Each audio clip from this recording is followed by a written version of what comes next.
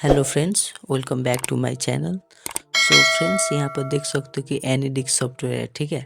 और इसमें हम लोग क्या करते हैं, यूज़र का जो आईडी होता है, ठीक है, तो इसको यहाँ पे इंटर करने के बाद और इसको हम लोग जैसे कनेक्शन करते हैं, ठीक है, तो कुछ यहाँ पे आपको टाइमर शो कर रहा होगा, ठीक है।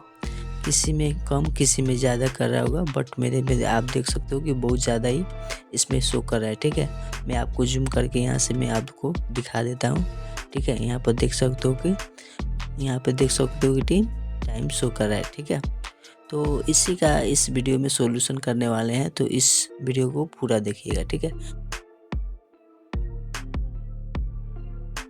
तो सबसे पहले आपको क्या करना है, दिस पीसी वाले ऑप्शन में जाना है और यहाँ पे आपको कंप्यूटर वाले ऑप्शन में जाकर अनइंस्टॉल फाइल को ओपन करना है, ठीक है। ओपन करने के बाद थोड़ा सा आपको स्क्रॉल करना है, ठीक है।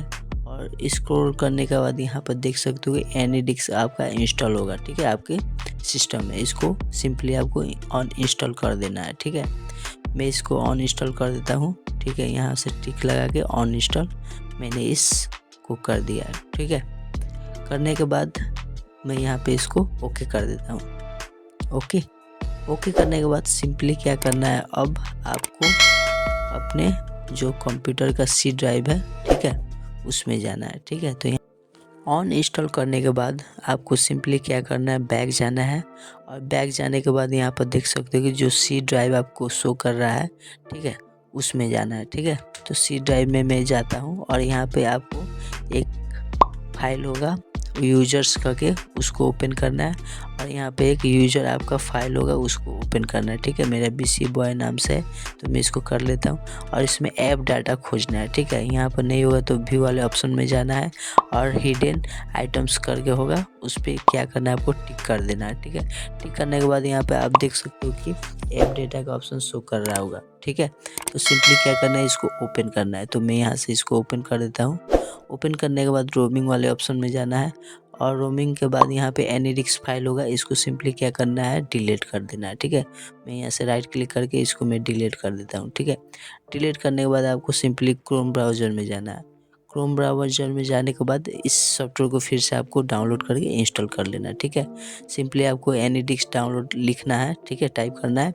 और यहाँ पे फर्स्ट जो साइड होगा, इसको क्या करना है, ओपन करके सिंपली इसको डाउनलोड कर लेना है, ठीक है। डाउनलोड करने के बाद यहाँ पर देख सकते हो कि मेरा यहाँ पे ये डाउनलोड हो चुका है, ठीक है। तो मैं इसको इंस्टॉल करूँगा, ठीक है। सिंपली मैं क्या करूँगा, जो डाउनलोड फाइल में वहाँ पे जाके इसको सिंपली मैं ओपन करूँगा। ओपन करने के बाद कुछ इस टाइप का आपका ओपन होगा, खुलेगा, ठीक है। और यहाँ पर नीचे पे देख सकते हो कि इंस्टॉल एनीडिक्स दिखा रहा होगा, सिंपली उस पर आपको क्लिक करना है, ठीक है। क्लिक करने के बाद क्या करना है कि यहाँ पे आपको एक्सेप्ट एंड इंस्टॉल का ऑप्शन शो करेगा, सिंपली क्लिक करके इसको क्या करना है, आपको इंस्टॉल कर लेना है, ठीक है। ये मेरा इंस्टॉल हो गया है। आप यहाँ पर देख सकते हो, डेस्कटॉप पे मैं आपको दिखा देता हूँ। और इसको क्या करना है, सिंपली आपको ओपन करना है, ठीक है। ओपन करने के बाद अब ये आपका सक्सेसफुली हो चुका है। अब इसमें टाइमर शो नहीं करेगा, ठीक है। मैं यहाँ से क्या करूँगा, फिर से आईडी शो कर रहा है, मतलब आईडी में इसमें दे देता हूँ, ठीक है। फिर से मैं क्या करता हूँ, इसको यहाँ से क्रश कर देता हूँ।